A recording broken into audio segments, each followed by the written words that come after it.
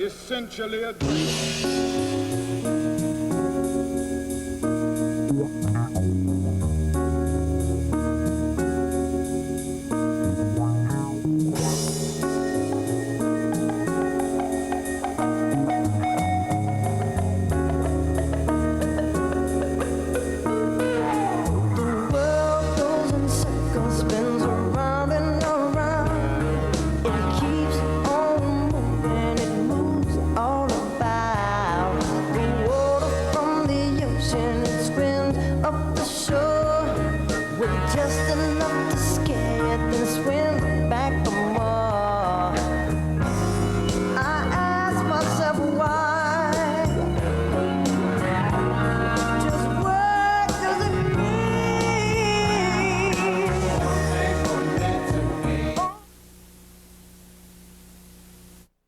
Network X on Public Access here. I'm Jenny Demoto, your host for tonight. And tonight's show is Sound Transit in Rainier Valley, Tunnel or Environmental Injustice. It's all about Sound Transit's preferred plan for an at-grade light link rail plan for the Rainier Valley. The light link rail is going to connect SeaTac to possibly Northgate in the future in phase 2, but this is Sound Transit's preference, and there has been a community organization formed called Save Our Valley, who is opposing this and is preferring a tunnel option for this system. So right now, we're going to go to pre-tape footage from the public hearing, the final public comment stage from January 26th, I believe, and later on in the show, I have Sound Transit board member and Seattle City Council member Richard McIver, who's gladly come in to talk about the issue with us. But let's go right now to the public hearing footage from January 28th. My name is Patricia Pascal. I've lived in Rainier Valley for 25 years, long enough to witness the change. After years of being ignored and neglected, this valley is picking itself up, growing, and becoming a livable community. All that hard-earned progress could well be halted. In fact, it could even be destroyed if any of the alternatives that Sound Transit has proposed for the Rainier Valley in their draft environmental impact statement are chosen. The negative impacts of every one of those alternatives are overwhelming, and you only have to look at Sound Transit's own numbers to see that. In fact, when you look at the recommended alternative down the middle of MLK, you can see for yourself whether or not this community is receiving fair treatment. If you look at the entire city of Seattle, the length of the route down Rainier Valley is about 1/3.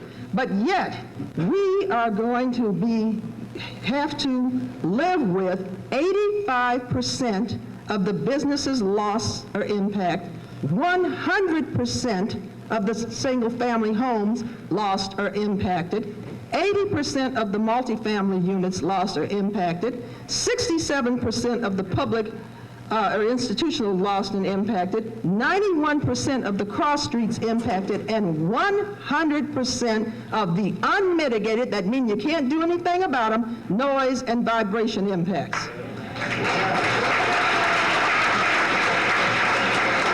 Now I ask you, what is fair and equitable about this? Nothing. These numbers are devastating, but they are not just a one-time hit. We're going to have to live with a train down the middle of MLK, and we need to think about what the impact will be on the everyday lives of the people in this community. You've already heard about the safety issues. People are going to be injured and killed, pedestrians, people in cars, and people on the train because you're not dividing those tracks from the cars. How long is it going to be before you have to put some kind of barrier up there? Fences, crossing arms, bells, whistles, flashing lights. How how long, this thing's going to be noisy. What's this going to do to the hearing of the pedestrians on this street? Ultimately, you're going to have to put up sound walls. Just like you can't fit a square peg in a round hole, you can't put a freight train masquerading as light rail on the surface of an established community and not destroy the community.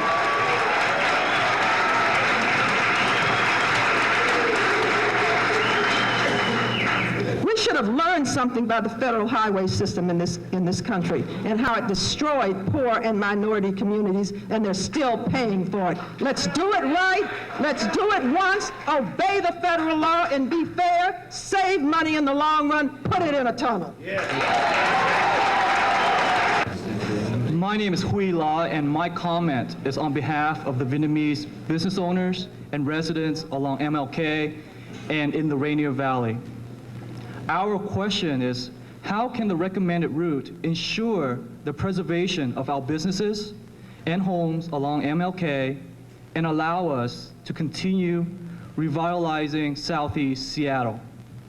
Over the past 2 decades, our families have made great sacrifices, investing millions of dollars to start businesses along MLK and in the Rainier Valley.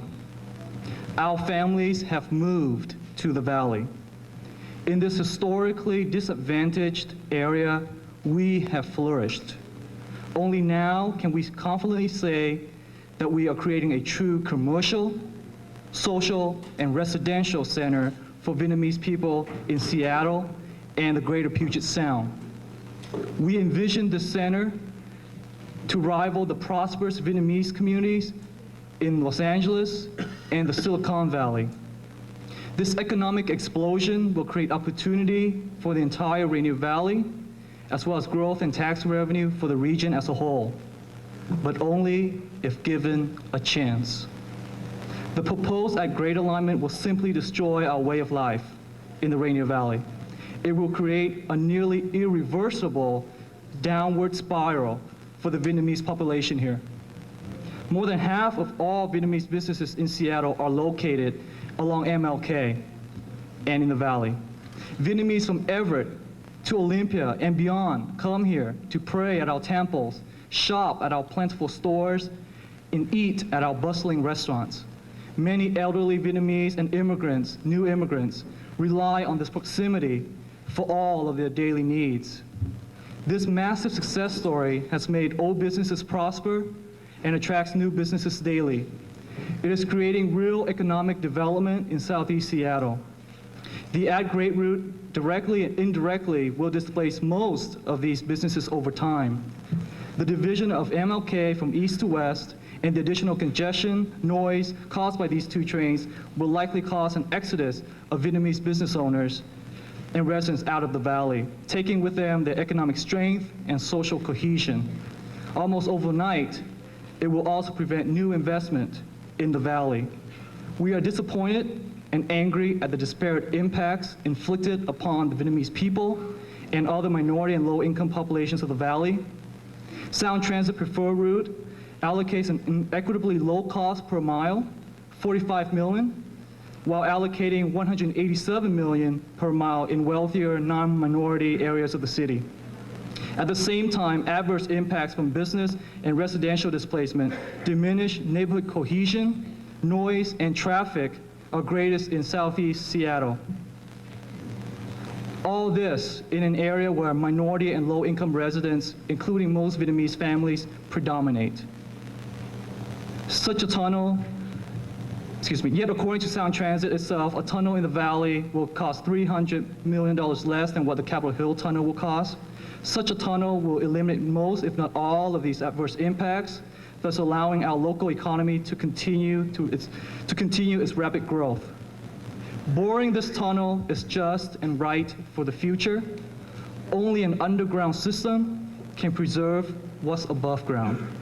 Thank you.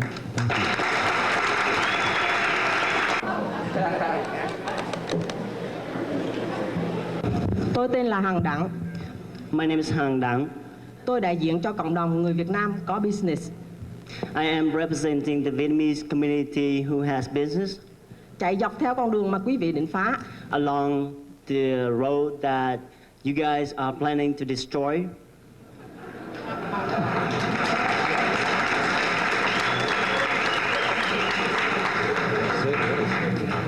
một business nhỏ. I have a small business. Nó tuy nhỏ nhưng nó đủ nuôi sống hai đứa con nhỏ của tôi. Even though it's small, it is enough to support my two young children. Và cha mẹ già của tôi tại Việt Nam. And both of my old parents who live in Vietnam. Tôi biết chắc các người không bao giờ muốn nghe tôi nói lên sự thật. I know for sure that you guys do not really want to hear me telling you the truth. Một sự thật đau lòng. The painful truth. Mà Dr. King đã đứng lên đấu tranh cho dân cùng màu da của ông ta. This truth that Dr. Martin Luther King has stood up to fight for the people with the same skin color as he was. Đó là kỳ thị. That was discrimination. Và vì sự kỳ thị đó nên chúng tôi mới không có sự công bằng. It's because of this discrimination that is why we do not have the fairness, the equity. Giống như dân ở trên North. Like the people, the citizens up in the North. Các người có biết tại sao ML King mang tên ML King không? Do you know why MLK Jr. Way South has the name MLK Jr. Way South?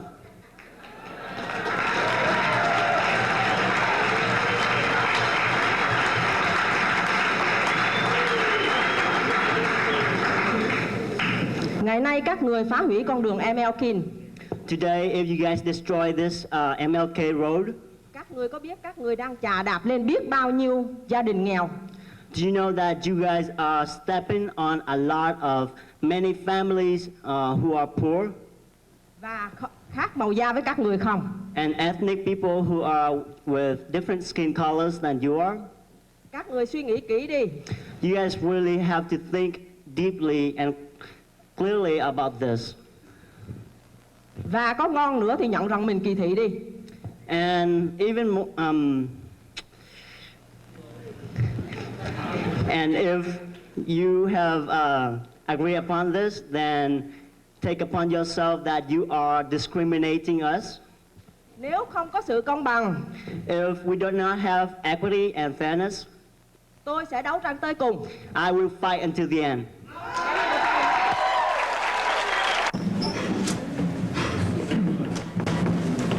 My name is Ron Cook. I work for Department Services at the Orientation and Training Center, which is right at Rainier in Alaska. I'm kind of here to represent people with disabilities in general, though. But I want all of you to understand that my primary concern, and those of my compatriots who are visually impaired, in wheelchairs, with all sorts of disabilities, from epilepsy to hearing loss to no matter what the problem that, mind you, 1 out of every 5 people in this room will sometime in their life have a permanent disability. We might consider the future when we think about that, because all of those people are part of our population here in Seattle. They deserve safety, and if we have the right and abilities, the rights, and we should have the ability to be voiced as easily and as well as any of us in here. We've heard about the elderly. People call it handicapped or disabled. But considering that 20% of the people in this community someday, in the future, with the light rail or not, no matter how it's placed, we're going to have to deal with issues of safety while disabled. Just in your mind eye, which would you rather wrestle with?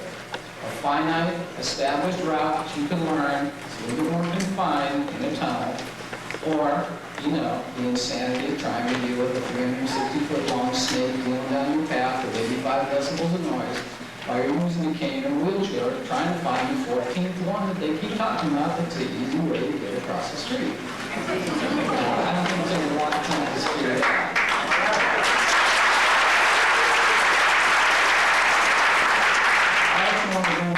Point to bear. At the last meeting we had, one gentleman talked about how safe the Washington, D.C. tunnels were. The estimates are not as kindly as that. If you read the newspaper and national disability journals will tell you that between 6 and 11 people have lost their lives, and the reason that they don't know about the other 5 is because they were homeless, bodies were beyond recognition, and this was in a tunnel that's in our nation's capital. So tunnels can be unsafe, but the big problem there was they didn't consult people with disabilities, and they didn't have an advisory council. So the 2 points I would like to bring up and summarize would be, please, for our future, make it as safe as possible, because billions don't matter if people die. The other issue I'd like to, please, would Sound Transit contact me and other people in the disability groups and Triangle Disability Advisory, because you are not getting any federal access to funding unless you follow the ADA.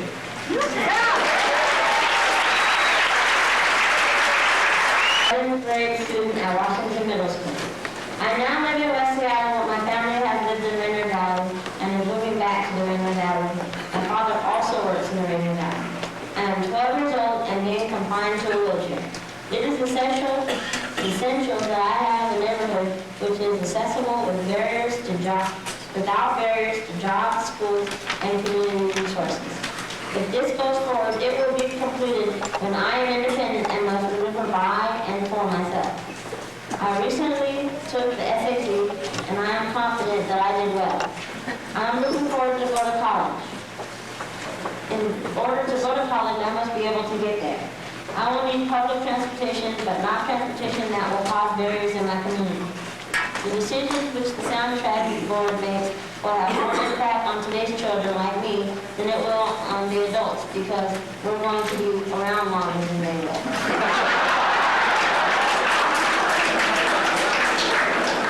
So when I was asked if I had anything to say about your plan,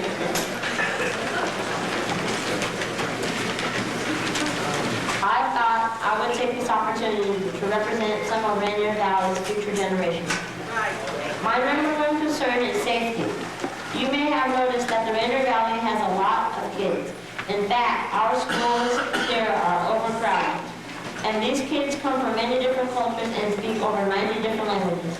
Because many of our families are single parent or have both parents working, a lot of kids aren't always supervised as they should be. And that's a fact. With trains longer than football fields running up and down MLK, where many kids live, every few minutes, 20 hours a day, with cross streets blocked off, I know, and you should know, what will happen. Kids will run across the tracks, take shortcuts, and some won't make it. All of you grown-ups are fond of saying that you don't have any money to spare to build us a safer tunnel. Well, I say we don't have any kids to spare because you couldn't find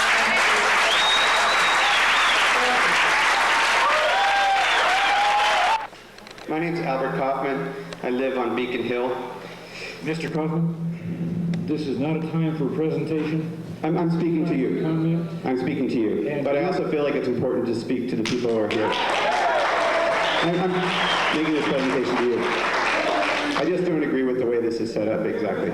Anyway, my 2 minutes. I went today to Everett to a presentation of the to the Sound Transit Board about the tunnel option, which has not been given an EIS yet. It was supposed to be a meeting about the tunnel option to the board. Tonight, in front of us, we have 5 members of an 18-member board. This, to me, means that this Sound Transit group is not giving this option a fair hearing.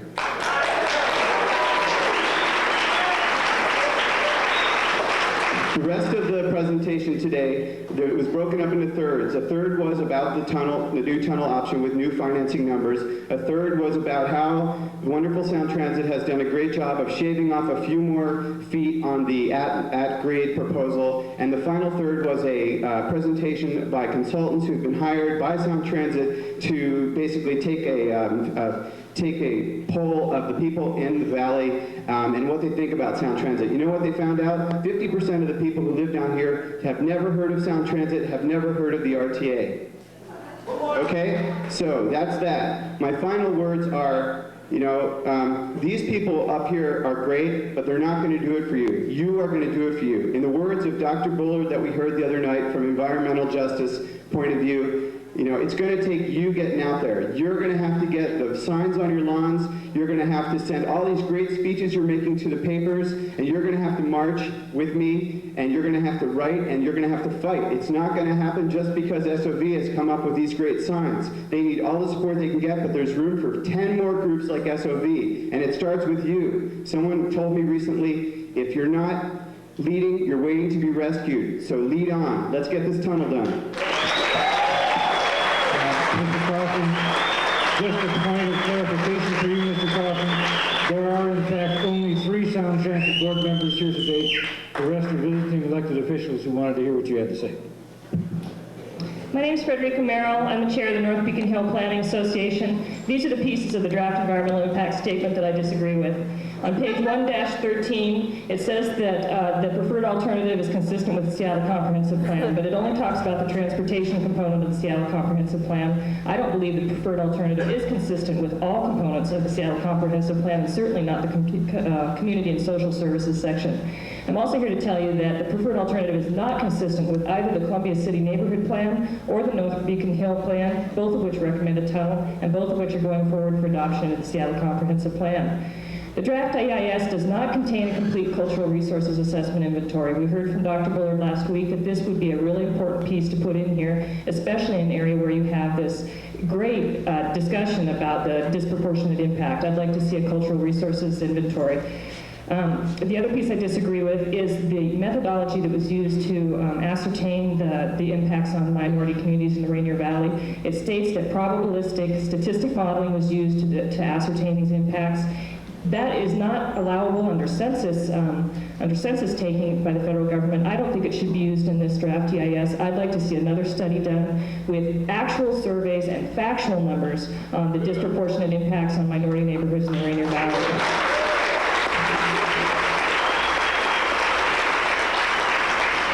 And the final piece of this draft environmental impact statement that I really question are the assumptions about the supposed transportation benefits to minority communities throughout Seattle, stating that the benefits for minority communities are disproportionately high. I do not believe this. I do not believe this. It does not ring true. I'd like to see another study funded, not by Sound Transit, but by some other agency that is less likely to put forward a biased opinion on the benefits, the transportation benefits, supposed transportation benefits for minority communities in Seattle.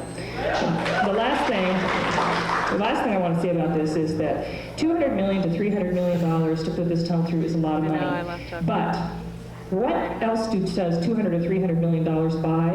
And are people who are sitting here at this table willing to spend $200 and $300 million on other projects? Yes, they are. The new city hall that's being proposed for downtown and the seismic retrofit for the King County Courthouse is going to cost way more than $200 or $300 million.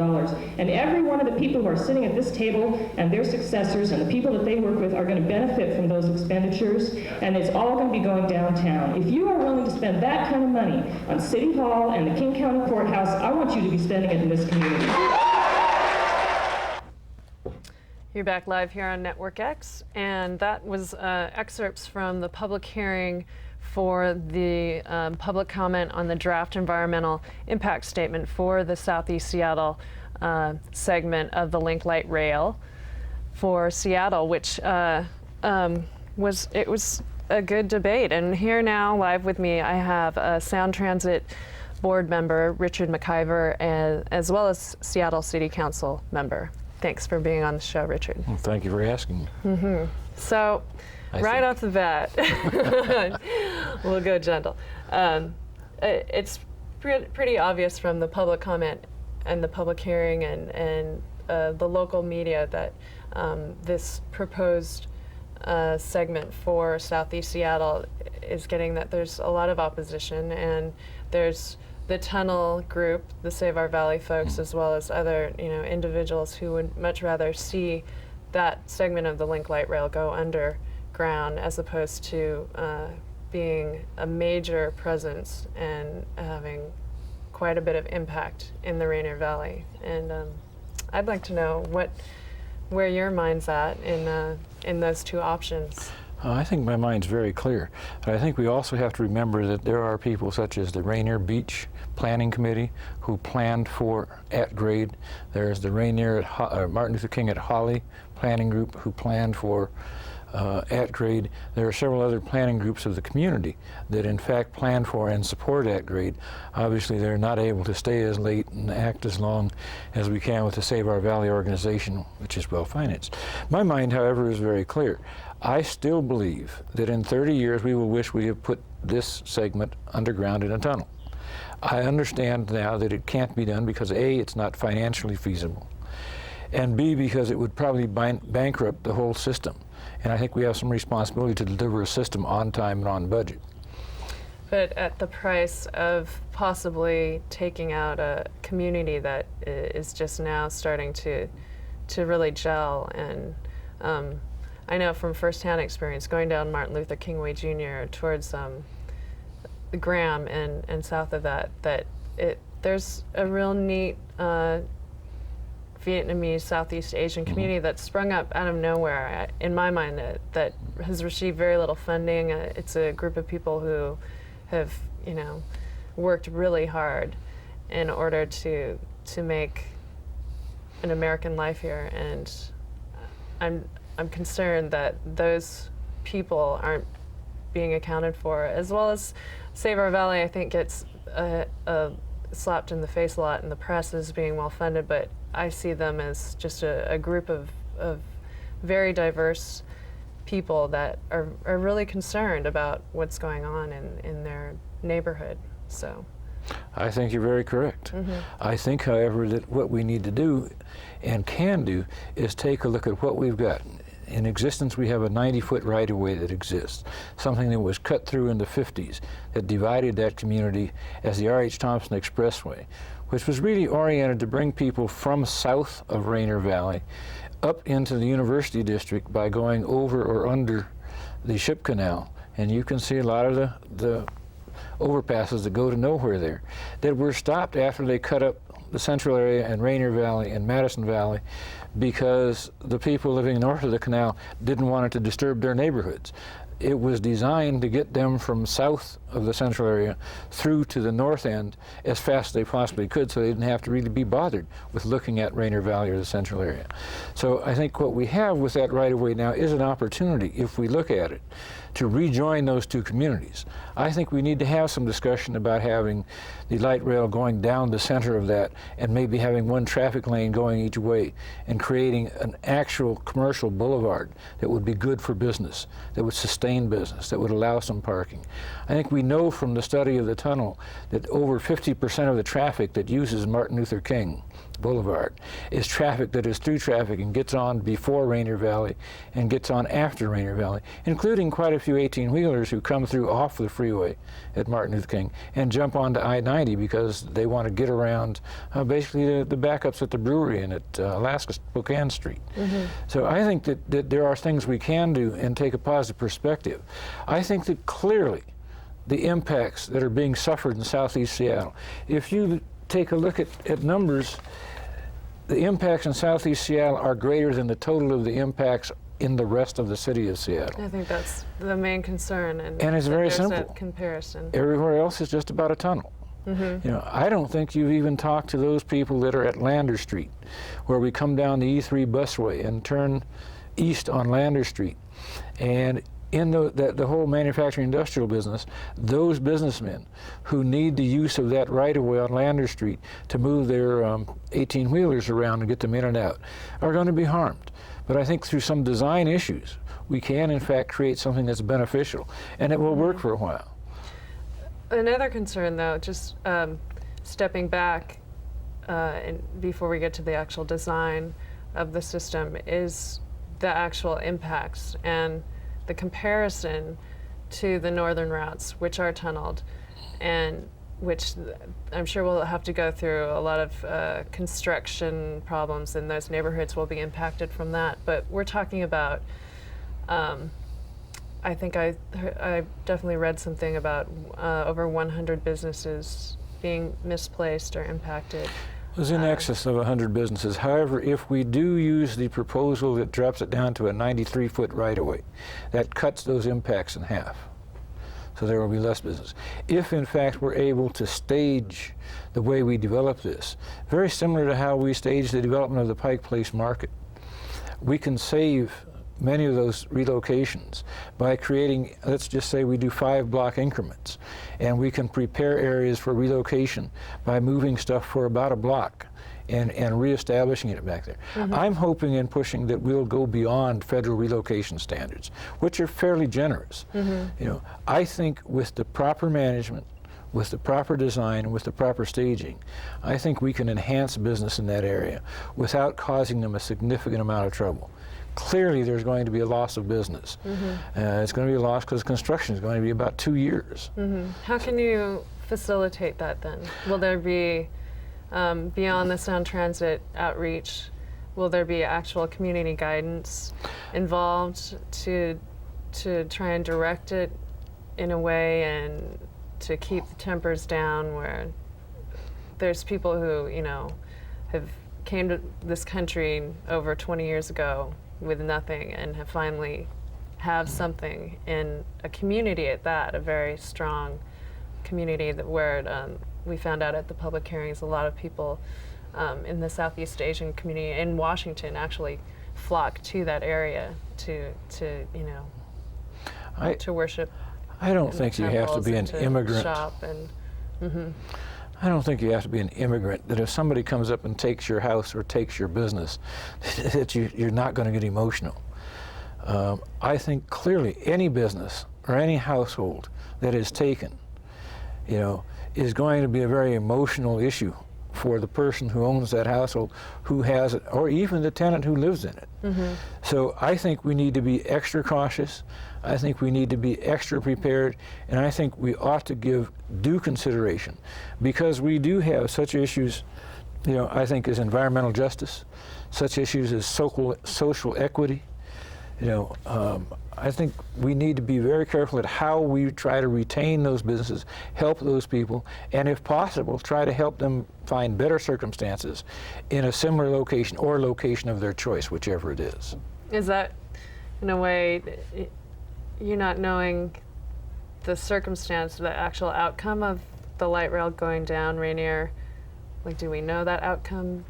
Is there any examples that have shown us that that type of conversion from an actual thoroughfare with thriving businesses into a 2-lane boulevard with a huge, long at-grade system running down it every 3 to 4 minutes? 6 to 8 minutes. 6 to 8. What, you know, what will be created from that? I think we have an opportunity to create what we want to. You know, I say let's talk about the 2 lanes, because 4 lanes is what everybody talks about. But in the past 2 years, we've had several accidents on Martin Luther King where children have gotten killed or hurt or maimed.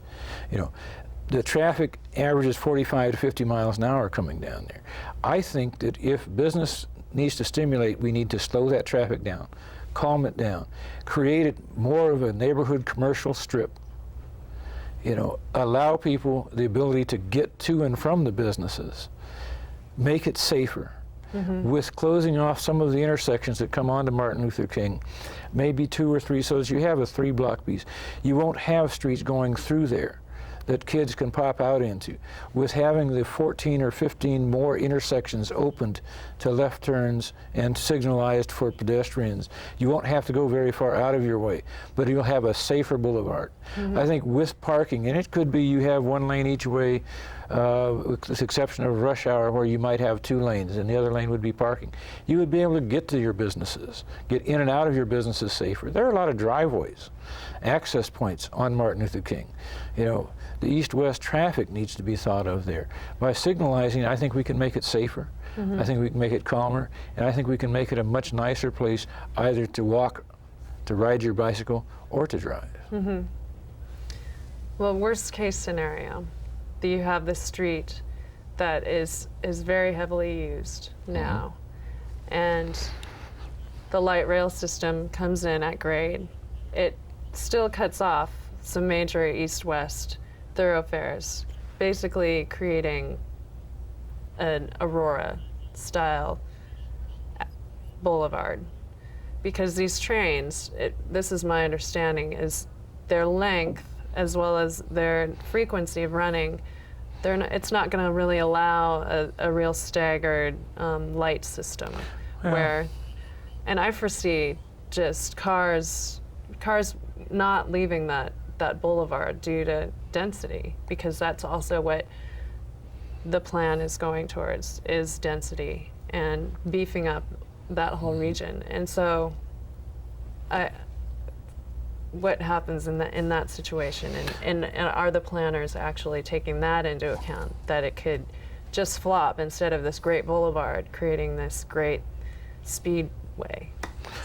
One, I don't think we'll create a great speedway. I think if that happens, what you'll have is so much traffic on there that it'll slow it down anyway. I think, two, I think you can design your street to be what you want it to be. And underground, I don't think we would have any effect on that street as it sits now, so it would only get worse. So I'm just, at this point, saying, let's go to the next thing and say, how can we make this street the best street we can have in our neighborhood and community commercial area? We can argue about it all we want to, but the $405 million to go underground when it's not topographically required is just something I know because I've checked. Most of the other board members, and there are 18 board members on the Sound Transit Board, are not going to support. Does that have an effect on your position? That is exactly why I'm no longer supporting the tunnel. I know it cannot happen. And I feel to continue and support the tunnel, just to make a point, is a waste of a vote when I believe we can look at trying to negotiate some mitigation, if you will, some benefit, and the most benefit possible to Rainier Valley. But what about supporting those constituents and those people that you represent on the city council as well? I'm hearing like 90% of the community who want this tunnel, and I really have heard only maybe 2% of the people who want it at grade. And I think what you're hearing is a loudness, not a number. I believe that Save Our Valley, who is very well organized and doing an excellent job, I think, has done such a good job that other people are intimidated, that other people who have said they wanted and have tried to say they want at grade don't get the opportunity to say it as loudly.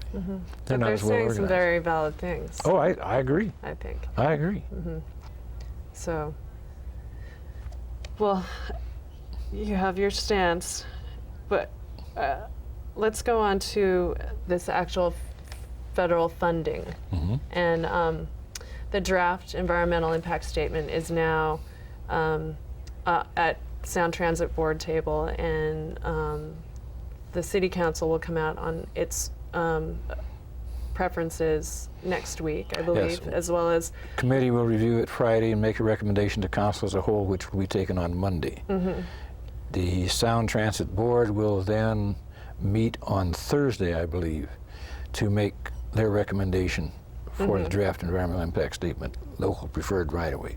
Okay, and then that will actually go into its final form, which will then be presented to the Federal Transportation. Yeah. Actually, it gets presented Agency. more for a funding basis, a series of rounds of application, because the actual final right-of-way will be decided somewhere in the fall of 1999. After the draft environmental impact statement has been responded to in a final environmental impact statement. So there will still be another decision point at which the right-of-way could be changed. At which point, are you concerned at all with environmental justice impacts? I mean, Certainly. I've read the, what is it, Executive Order 12898, which is rooted in civil rights, and it talks about adverse impacts to the community, to a community that's a minority community, and a system that's disproportionately shows that inequality, which is exactly what the Link Light Rail system is showing in Seattle. If you look at it, I think all you can do is, if you look at the numbers, all you can do is say, it appears to be a problem with environmental justice. I think, on the other hand, if you look at the cost per rider, you will find that they're very, very close. Both Southeast Seattle is much higher than you would find in Northeast Seattle. So I think they're getting the cheaper question becomes, system, but yet well, they're I don't know if riding it's the more cheaper of it. system. It's a surface system. But that's what all the numbers say, and that's all Sound There's about- Transit's reporting as well. Is that it's I wish I had that paper in front of me, but it's you know, $140 It's about million 187 per million in mile other areas per in mile, Southeast states. 45 million per mile in Southeast Seattle. I believe that's what the gentleman said on the on the thing. That is true. If you look at the ridership, and you look at approximately 12,000 riders per day coming out of there, and you look at 108,000 riders per day coming out of the north end in the system, and you calculate that out, there will be very similar cost per rider. Now, choose whichever one you want to. I happen to believe that there's an environmental justice issue, you know, but I know that I'm not going to find $405 million more to put it in a tunnel. So my question is, how do we identify mitigations that have some value to the community? So how are we going to do that? I Or think in clearly the mayor's accordance request for $50 million for an economic development package from Sound Transit. I'm pushing for the city to add on top of that. I would hope the county would participate on top of that. I think there are some opportunities for careers, not just in construction or through apprenticeships, but in actual operation and management and participation in the actual running of this. I mean, if 10 years is the first segment and we have a second and third, we're talking about 30-year careers. I think job opportunities can be down there. I think there are opportunities that have been put into the goals and objectives of Sound Transit that talk about using and preferring to use local businesses to buy materials from, to use supplies from, to find labor from. I think there's a whole series of those kinds of issues that we can use to hopefully improve the conditions of people and the physical valley. But those are things that can be implemented as well with a tunnel. And well, it depends. If you bore, you don't have as much opportunity for apprenticeship and jobs as you would have if you either did a cut and cover or did a surface rail. But at any rate, the region will continue to grow, and the density that everyone talks about in terms of housing, in terms of using all of these spaces in our neighborhoods to the best of their ability. And I think that's part of the effect of the tunnel debate, is that Southeast Seattle has felt ignored by city funding for so long, and now to come up with their segment of the light rail being so much less per mile cost per mile than the rest of the city, it's just a little too obvious, and it's a little too much impact, I think, for the area. So all I can say is I agree with you. Well, I know there's a lot of people in that area that would like to hear a little more of your support in terms of you know, hearing their side, and not just hearing them as a loud voice, but, you know, really actually I know your understanding of like just hearing about the impacts. And it's a community that's, I think, afraid of losing a lot of what they've built up. So. And I have been supporting the tunnel up until this, actually, I think the weekend before last, which is the point where I had done my intelligence work and surveyed and talked with and called many of the Sound Transit board members. You know, the Seattle 5, and that point Seattle 4, I could not hold to a tunnel effort in Seattle. So yes, I could be 1 in 17, 1 in 18 votes that said for a tunnel. I believe it would be more productive for me to get in and try to work to get as much advantage to Southeast Seattle as I can, than rather to sit there and be locked outside in a vote that actually has no meaning, other than symbolism. All right. That's, I guess, my choice. Well, we're going to go now to another tape of this Dr. Robert Ballard, who's author on a series of books on environmental justice, and is a lecturer on Community Coalition for Environmental Justice. He was just in town at the end of January and spoke to a group of people down at Rainier Community Center. So let's go ahead and roll that footage, and we'll come back. Environmental justice basically pulls all this stuff together. I know people are dealing with housing, they're dealing with environmental quality, they're dealing with wetlands, pollution abatement, lead abatement, transportation. And that's what I've been dealing with for the last 20 years. Dealing with environmental issues, whether it's the built environment. I wrote a book called Residential Apartheid, The American Legacy. It deals with housing, residential segregation, and disinvestment. I wrote a book called Dumping in Dixie, another book called Confronting Environmental Racism, another book called Unequal Protection, and some other books. And the most recent book deals with transportation. Just so I have my hat right here. It's not a commercial book. It's called Just Transportation, Dismantling Race and Class Barriers to Mobility. And transportation should be a bridge, not a barrier. And for the last 20 years, we've been working to get this whole idea of transportation should be accessible to everyone. And particularly if tax dollars are being used, then there should not be discrimination. This book is full of case studies where we systematically documented the way tax dollars have been used to create mobility for some and barriers for others. Whether it's in Los Angeles and looking at the MTA case, the Community Strategy Center, or in North Carolina, the road building programs and the disparate impact on African Americans, or in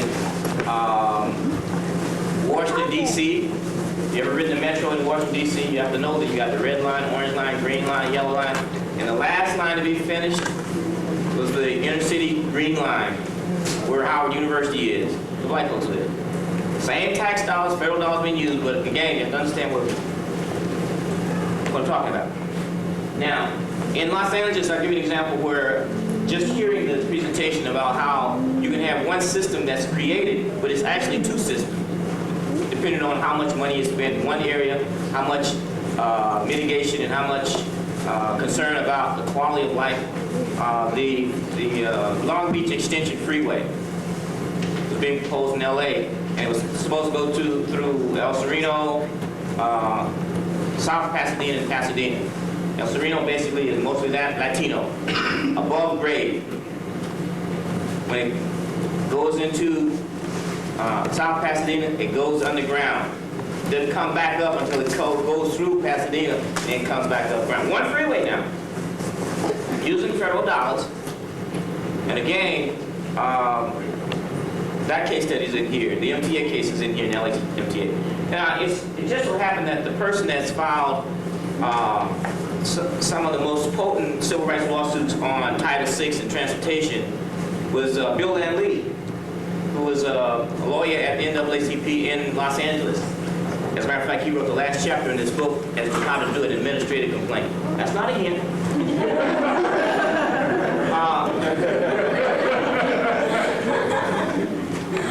And Bill Lee basically, he's at the Justice Department. He's the chief enforcer of civil rights at the Justice Department. He knows what civil rights is, he knows what discrimination is, and he knows what Title VI is. I don't know the facts in Seattle, and I've been to Seattle maybe 4 times. But I do know that anytime you talk about building a sustainable community and building transportation as an important way of creating a livable community, you have to make sure that your policies do not have a disparate impact on populations that somehow have historically may have been left out, whether it's a population or a community or a segment of the city or whatever that may be vulnerable to the type of displacement or not being treated the same or given the same kind of voice at the table as stakeholders, etc., whether it's by race or class or spatial location or whatever. Those are things that we say, that's not what democracy is all about. And what the environmental justice movement has been attempting to do over the last 20 years is to really level the playing field and really say everybody, every community has a right to a quality of life. And people should have access to transportation so that they can get to those things where they need to get to.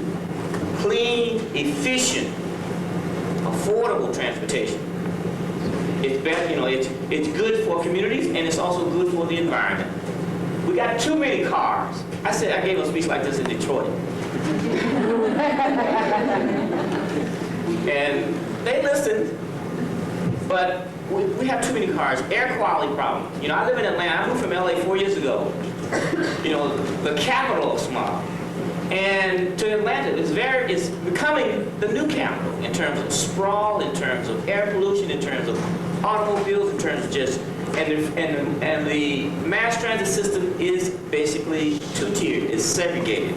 It doesn't go where the jobs are, and it doesn't move beyond the low-income, people of color, working-class community, and all of the periphery. Now, you may not have that problem here, but the issue is the extent to which you can create the bridges to mobility and make sure that access is the major piece. And there are no expendable communities. And there are no communities that you should treat less than. And we've been saying this all along. This is not affirmative action. This is about justice. This is about fairness. Everybody in this room actually pays taxes.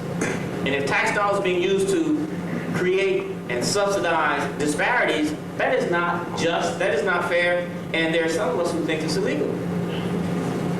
So, I'd like to, get you to understand what environmental justice is all about, and it is all about the fact that we have to make sure that when we create communities and use resources to build livable communities, we have to make sure that there are no communities that are left out. Now, if there is an environmental justice implication in the application of policy, the federal government basically has to start to examine what the deal is. It took us a long time to get the feds to understand that all of these regulations also implicit in them means that you have to basically enforce the law equally across the board. And the grassroots environmental justice movement that emerged in the southern United States, that with grassroots groups, trickled all the way up to the White House. And on February 11, 1994, President Clinton signed the Executive Order 12898, the Executive Order on Environmental Justice. That's not a new law. It's nothing, well, it basically reinforces what is already law. Title VI of the Civil Rights Act says that no funds can be used to discriminate based on race or color. And the National Environmental Policy Act, NEPA, that was passed in 1969, that talks about before an activity can go into place, and if that activity will have potential impact on, in terms of environmental impact, socioeconomic impact, and health impact, then we got to do some analysis to talk about the impact.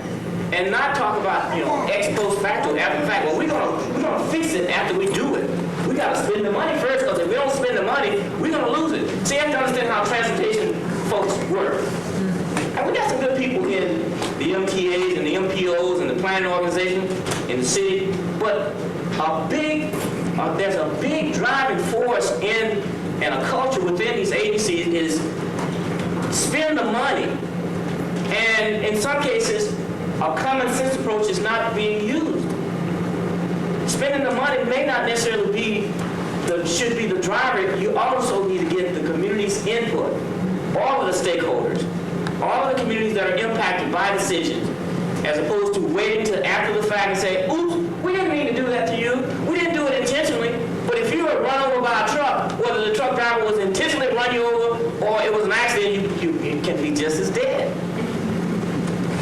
So the president basically said we have to do a better job in enforcing Title VI when it comes to the environment and those issues that deal with health and environment, when it comes to assessing impact, mitigating impact, and preventing harm before it occurs.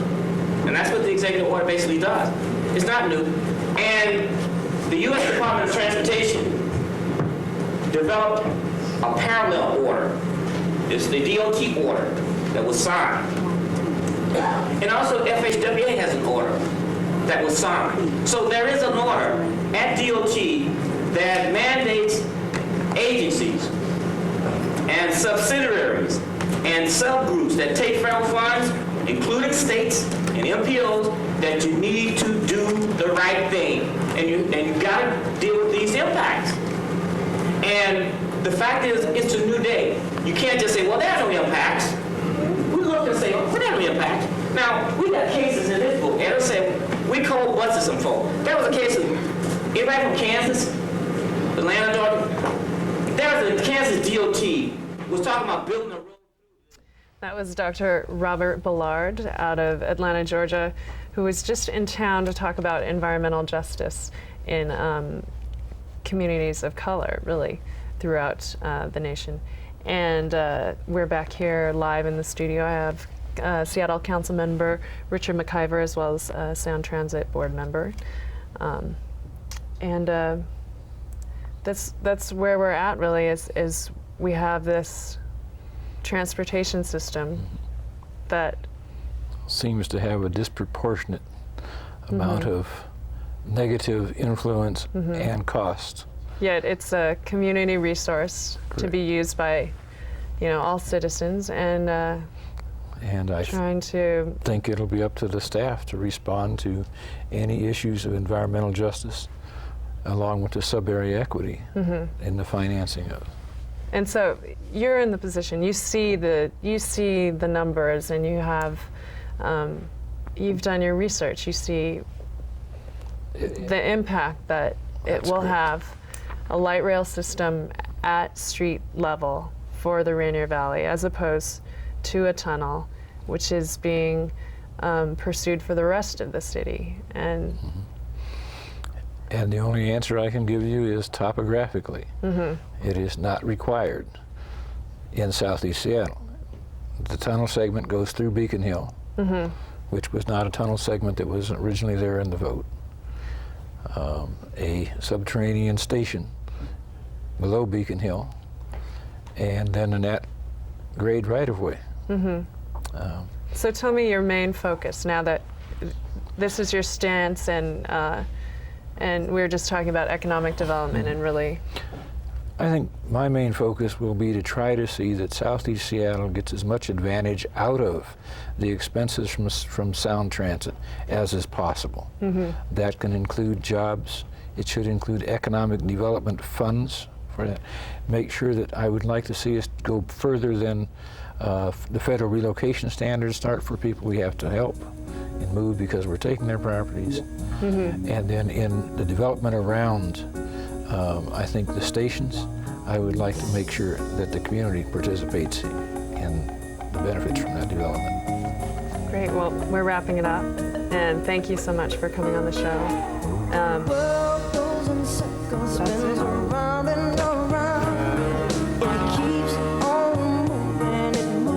All about the water from the ocean.